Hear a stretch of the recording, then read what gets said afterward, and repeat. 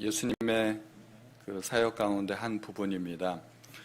예수께서 회당에 들어가셨을 때 오른쪽 손 마른 사람이 있었습니다. 그리고 사람들은 주님을 엿보았습니다. 엿보았다는 것은 몰래 지켜보는 거죠. 안 보는 척하면서 보았던 겁니다. 왜 똑바로 쳐다보질 못하고 안 보는 척하면서 지켜봤을까요? 주님이 병자를 고치도록 유도하는 거죠. 주님이 병자를 고치도록 유도하고 주님을 송사하려고 빌미를 잡으려 했던 것입니다.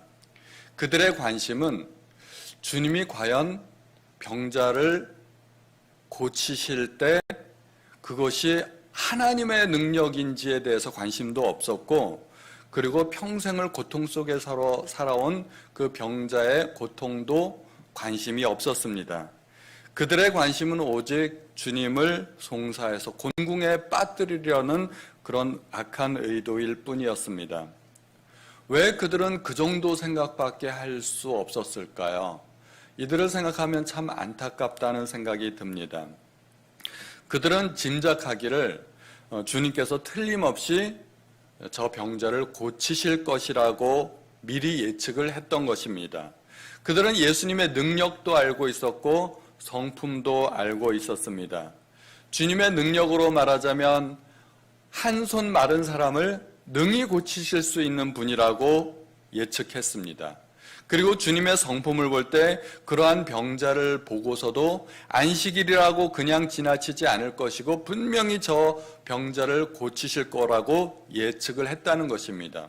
주님은 사랑과 자비가 풍성하신 분이고 선하신 분이라는 것을 알고 있었기 때문에 그런 일들이 나타난다는 것입니다.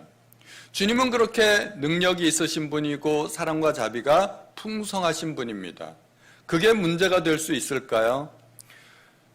예를 들어서 우리가 지난번에 설교 말씀을 들었던 백부장도 동일한 믿음이 있었습니다.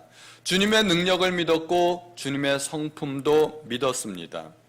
그리고 이 백부장은 주님을 자기 하인을 고쳐달라고 초청을 했다가 나중에 주님의 그 큰 권능을 인정을 해서 자기 집에 들어오심을 감당치 못한다고 생각을 해서 오히려 거부했습니다.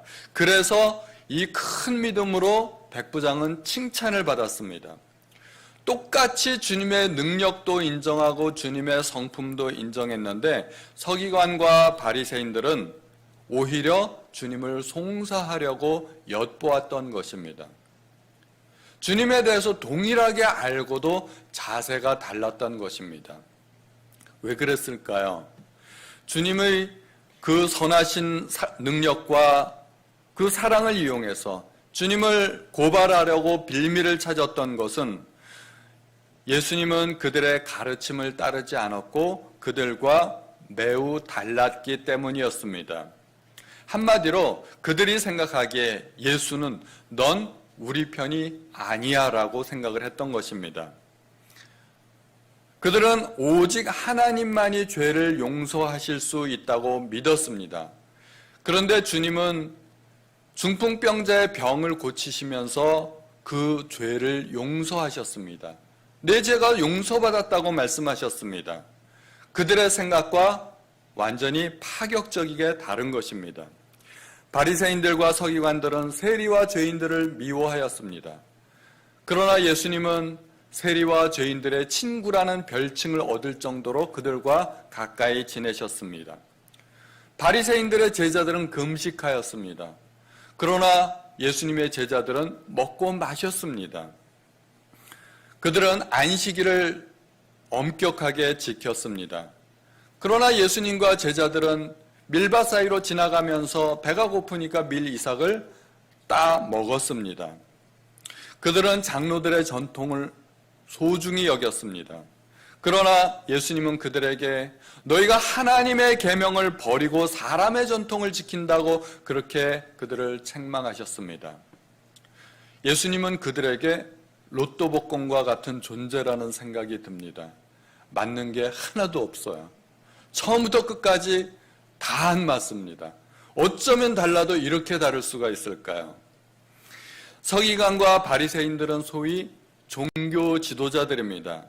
종교 지도자들이라면 가장 먼저 생각해야 할 것이 있습니다. 그것은 하나님의 뜻은 무엇인가 하는 것입니다. 하나님은 무엇으로 기뻐하시는가? 하나님은 내가 어떻게 행동하기를 기뻐하실까? 그것을 가장 먼저 생각해야 되는데 그들은 주님을 판단하면서 하나님의 뜻이 무엇인지에 대해서는 눈꼽만치도 관심이 없었습니다. 그들의 판단 기준은 오직 그들과 같은가 다른가 하는 것이었습니다. 서기관들, 바리새인들, 율법학자들, 제사장들, 그들은 모두가 한 통속이었습니다. 그들은 한 편이었습니다. 예수님을 십자가에 못 박을 때도 그들은 모두가 한 편이 되었습니다. 그러나 예수님은 그들 편에 서지 않았던 것입니다. 그들과 매우 달랐습니다. 그게 문제가 되었던 것입니다.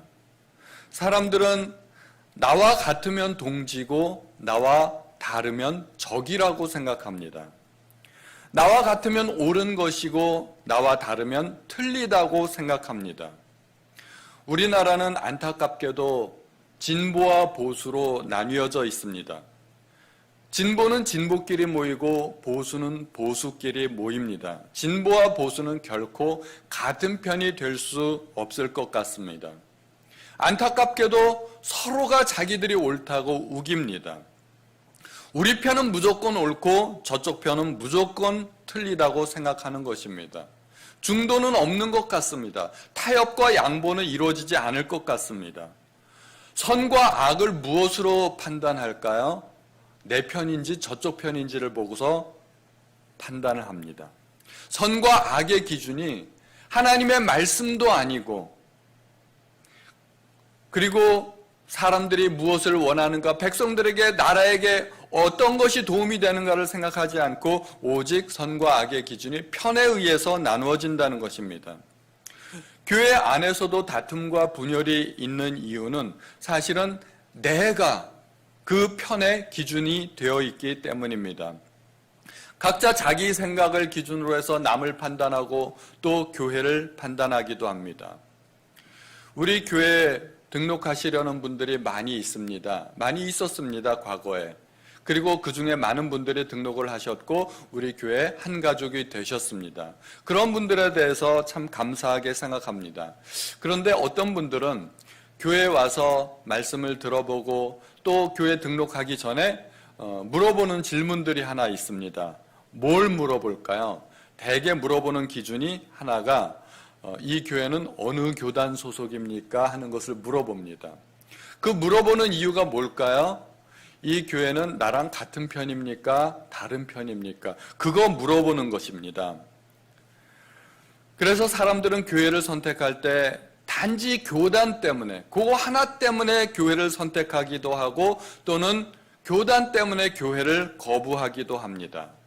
저는 충분히 이해가 됩니다. 오늘날 이단 교회들이 너무나 많기 때문에 혹시라도 이단에 문제가 있지 않을까 하는 염려 때문입니다. 그러나 이단이 아니더라도 나와 다른 교단을 인정하지 않고 나와 다르면 내가 그 교회에 나가지 않겠다고 생각하는 경우들이 굉장히 많습니다. 제가 우리 교회를 소개하면서 우리 교회는 독립교회연합회 소속입니다. 그러면은 뒤도 안 돌아보고 그냥 가시는 분들이 계셨습니다. 실제로 그래요. 나랑 다른 편은 절대 인정하지 않겠다는 겁니다. 교회 안에서도 사람들은 내 편을 찾는 경우가 종종 있습니다. 나와 같은 생각을 가진 사람들이 내 편이고 나와 생각이 다르면 다른 편이라고 생각합니다. 남의 편입니다. 같은 생각을 가진 사람들은 쉽게 친해질 수 있습니다. 그래서 교회 안에서 같은 생각을 가진 사람들이 모이기가 쉽습니다. 그래서 친한 사람들끼리 더 많이 교제하고 더 많이 대화를 하고 또 구역 편성도 같은 구역에 나는 저 사람이랑 같은 구역에 속했으면 좋겠다 하고 생각되는 경우가 많이 있습니다. 유유상종 끼리끼리의 모습이 교회 안에서도 나타날 수 있다는 것입니다. 사실은 교회 안에서 가장 위험한 것이 이러한 모습입니다. 끼리끼리 어울리기 시작하면 가장 먼저 문제되는 것은 새 가족이 왔을 때 발붙이기 힘들다는 것입니다. 또 성격이 내성적이고 소극적인 사람들은 교제권이 없어지게 됩니다. 그것을 쉽게 알 수 있는 것은 우리가 요즘은 교회 안에서 식사를 못하지만 예전에 밥 먹을 때 보면 압니다. 밥 먹을 때 친한 사람들끼리 모여서 같이 식사하지 않습니까? 친한 사람들끼리 모여서 같이 밥 먹고 교제합니다. 그러나 정말로 성숙한 사람은 내가 친한 사람과 사귀고 함께 밥 먹기보다는 혼자서 밥 먹는 사람이 누구인가를 살펴보고 그 사람 옆에 가서 함께 밥 먹어주는 사람, 그런 사람이 있다면 정말 성숙한 사람일 것입니다. 교회는 하나가 될 수 있어야 됩니다. 여러 부서가 있지만 그 부서는 결코 교회를 나누는 것이 아닙니다. 교회에 머리가 있고 몸통이 있고 팔과 다리가 있듯이 교회 안에도 여러 지체가 있습니다. 여러 지체가 연합해서 하나를 이루는 것입니다. 그러나 끼리끼리의 문제는 결코 같지 않습니다. 그것은 교회를 나누는 것입니다. 고린도 교회는 다툼과 분열이 심한 교회였습니다. 미성숙한 교회였습니다. 그들은 아볼로파, 바울파, 베드로파, 또 심지어 그리스도파로 그렇게 나뉘어 있었습니다. 이에 대해서 바울은 그리스도께서 어찌 나뉘셨느냐 하고 그들을 책망했습니다. 그들이 이렇게 여러 파로 나뉘어 있었던 것은 그리스도를 나누는 행위고 그리스도를 쪼개는 행위라는 것입니다. 우리가 죄 지으려고 죄 짓는 사람은 사실 별로 없습니다.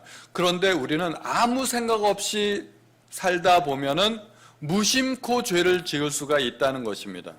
나는 아무런 악의가 없습니다. 나쁜 생각이 없는데 나는 내가 친한 사람과 같이 있었을 뿐이고 같이 밥 먹었을 뿐이고 같이 대화를 했을 뿐이지만 그 교제의 폭이 더 넓어지지 않고 오직 내가 친한 사람들하고만 친하다면 그것은 그리스도를 나누는 행위가 되고 그리스도를 쪼개는 행위가 될 수도 있다는 것입니다.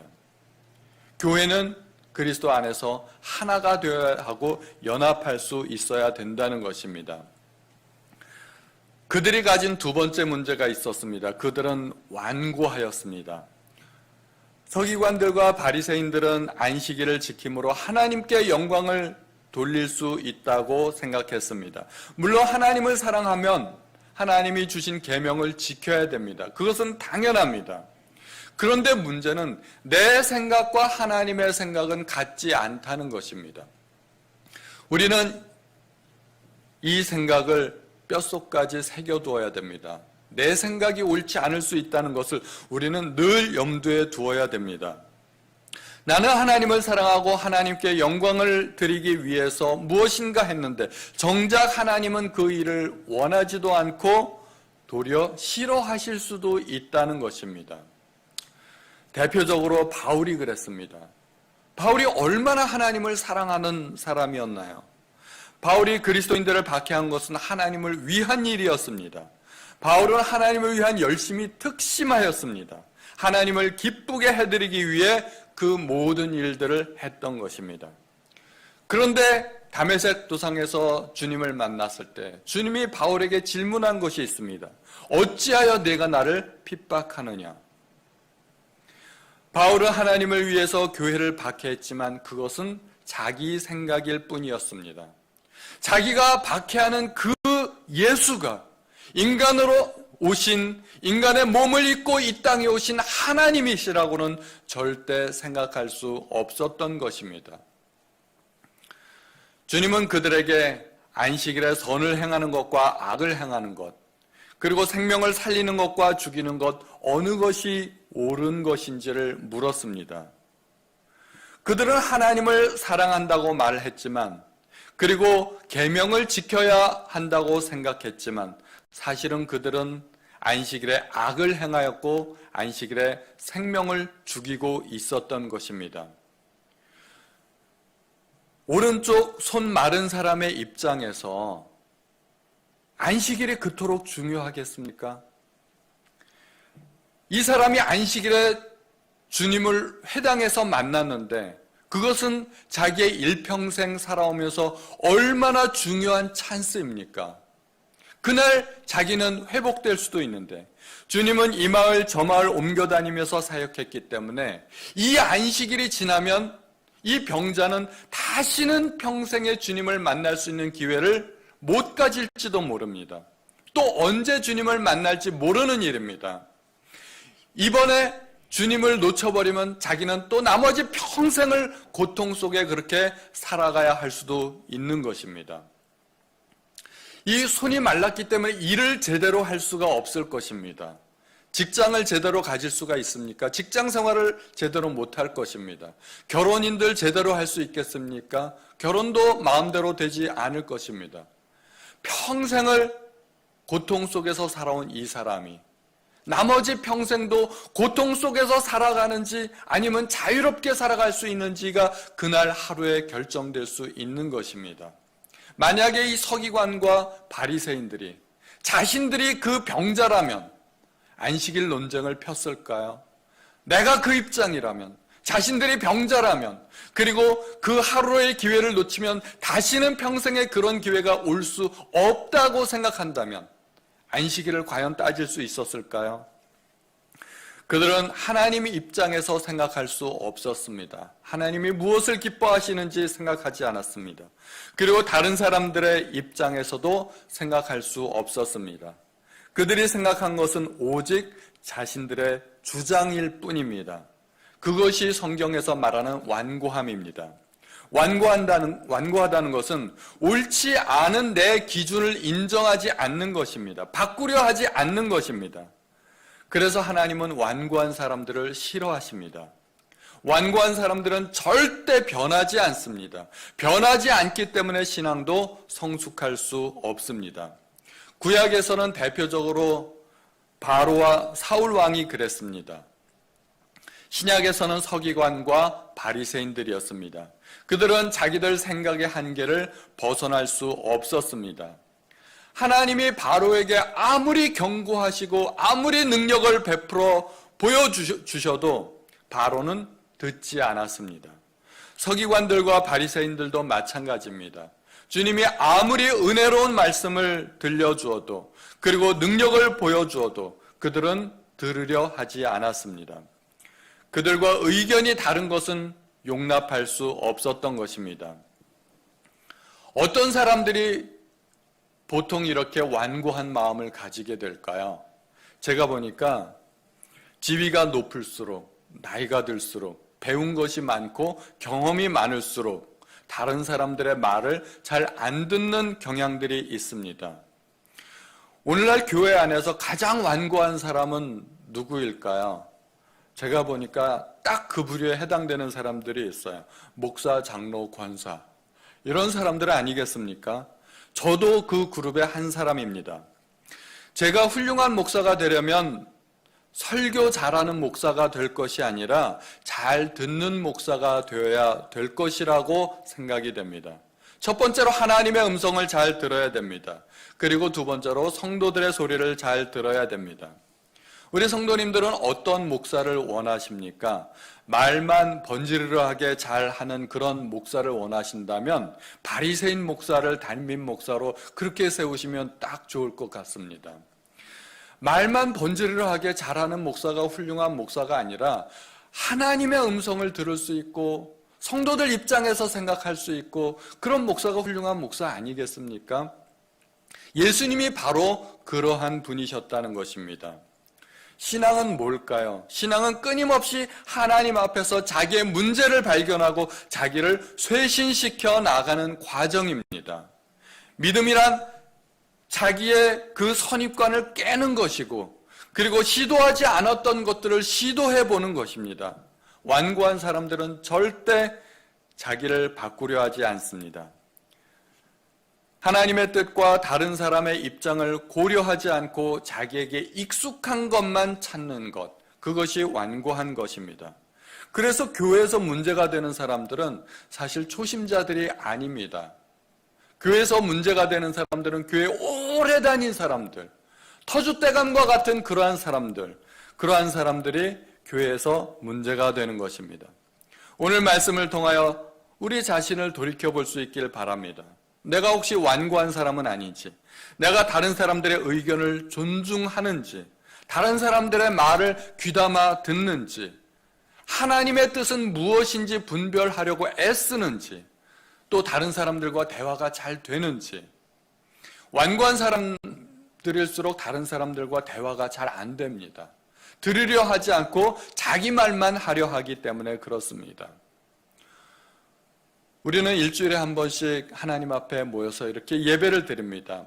우리가 예배를 드리는 것은 예배를 통하여 하나님의 말씀을 듣고 깨닫고자 하는 것입니다.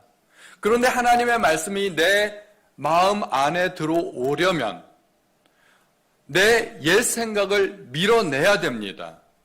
그래야 공간이 생깁니다. 그런데 나의 옛 생각과 나의 옛 성품이 정말 터줏대감처럼 자리 잡고 있으면 하나님의 말씀이 내 속에 비집고 들어올 틈이 없습니다. 그래서 여기 내 자리가 없네? 그리고서 하나님의 말씀이 그냥 스쳐 지나가 버리는 겁니다. 결국 아무런 열매를 맺지 못하게 됩니다. 길가에 뿌려진 씨와 같이 되는 것입니다. 예배는 하나님의 생각과 다른 내 생각을 버리고 하나님의 생각을 받아들이는 것입니다. 밀어내게 하는 것입니다. 우리는 예배를 소중히 여긴다 하면서도 나를 바꾸는 일에는 매우 인색하지 않습니까? 하나님의 말씀 듣는 것은 좋아하지만 그 말씀이 내 생각과 내 마음에 영향을 끼치는 것을 별로 좋아하지 않습니다.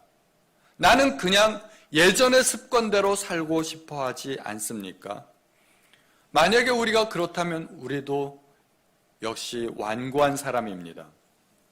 하나님의 말씀은 살았고 운동력이 있어 좌우에 날서 어떤 것보다도 예리하고 혼과 영과 관절과 골수를 찔러 쪼개기까지 한다는데, 제가 그러한 하나님의 말씀을 전할 때 드는 느낌은 계란으로 바위 친다는 그런 느낌을 가질 때가 있습니다. 우리 성도님들은 절대 바뀌지 않고 꿈쩍도 하지 않는 듯한 그런 느낌을 받을 때가 많습니다. 아무런 반응이 없습니다. 그럴 때 제가 가지는 느낌은 굉장히 무기력한 느낌입니다.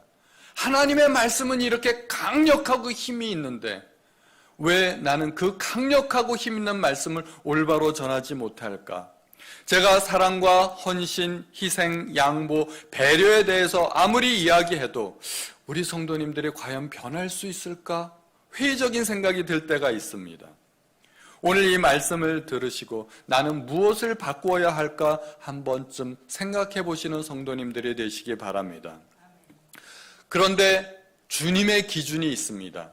서기관과 바리새인들은 절대 바뀌지 않는 사람들이지만 주님의 기준이 있습니다.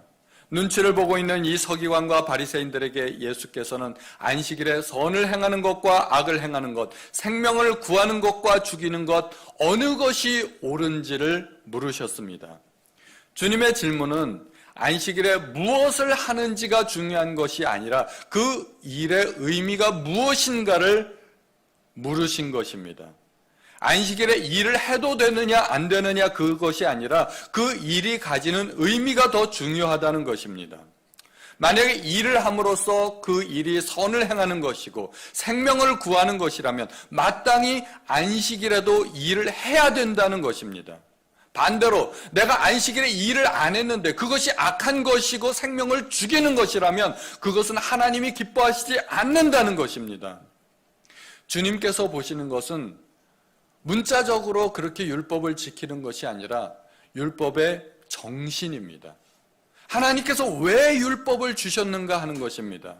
행위도 중요하지만 행위의 의미와 정신이 훨씬 더 중요하다는 것입니다. 주님은 하나님께서 기뻐하시는 것이 무엇인지를 알았습니다. 그리고 사람에게 무엇이 필요한지도 아셨습니다. 주님은 율법을 어겨가면서까지 한쪽 손 마른 사람을 고쳐주신 것처럼 보였습니다. 안식일이라고 해서 마다하지 않으셨다는 것입니다. 주님께 가장 중요한 것은 자비와 긍휼, 사랑이었습니다.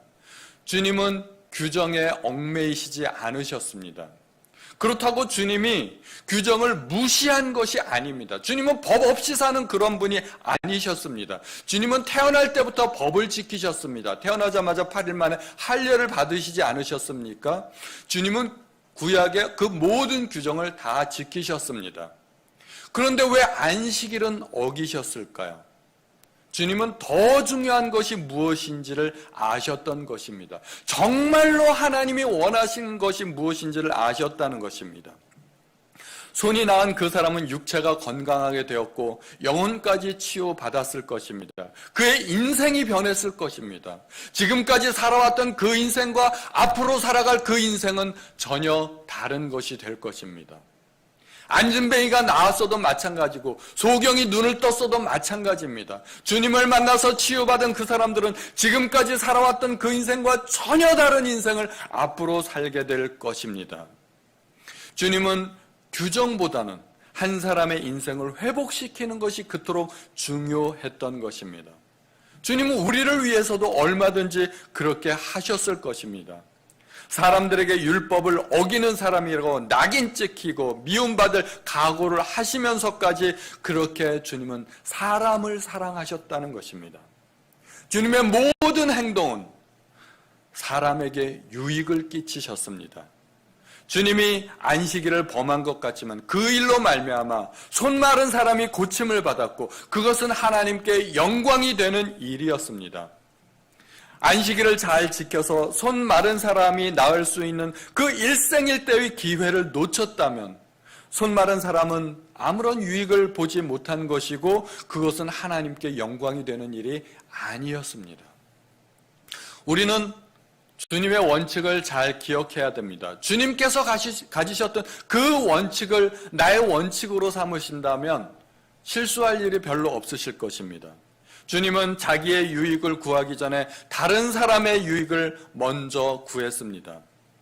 주님이 만약에 안식일에 아무 일도 하지 않으셨더라면 주님은 서기관들, 바리새인들 그들과 그렇게 대립각을 세우지 않으셔도 되었습니다.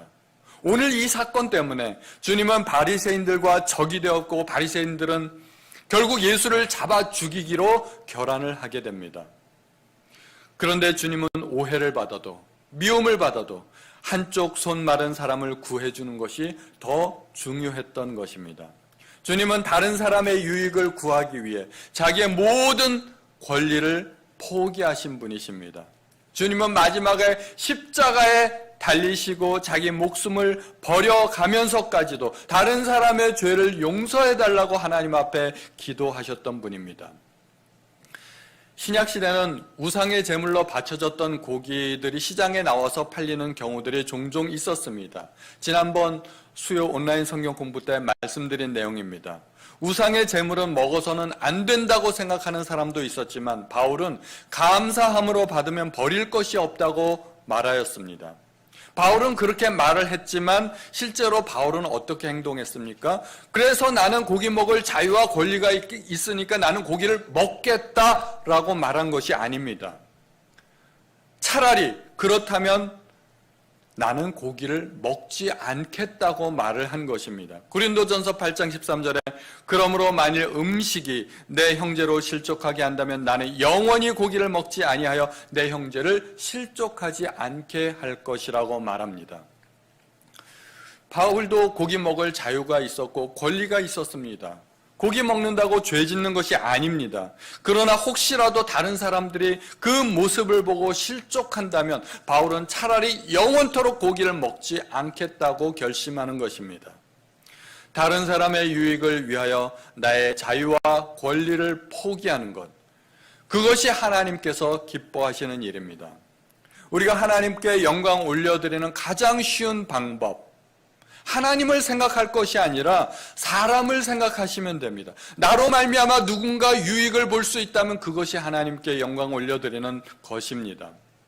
내가 조금만 참고, 내가 조금만 양보하고, 내가 조금만 더 희생해서 누군가 덕을 볼 수 있다면 그것은 하나님께서 매우 기뻐하시는 일입니다. 우리가 예배드리고 말씀 묵상하고 통독을 하는 이유가 모두가 내 삶의 개혁을 위한 것입니다. 나의 신앙 성품에 아무런 변화가 없고 누군가를 여전히 미워하고 원망과 불평이 있다면 우리 자신이 서기관 그리고 바리새인들과 같은 사람이라는 것을 알아야 할 것입니다. 신앙의 본질은 뭘까요? 결론적으로 세 가지로 말씀드리면 신앙은 하나님의 말씀을 듣는 것입니다. 다른 사람을 배려하는 것입니다. 그리고 끊임없이 나를 변화시켜가는 과정이라는 것을 우리가 기억해야 될 것입니다.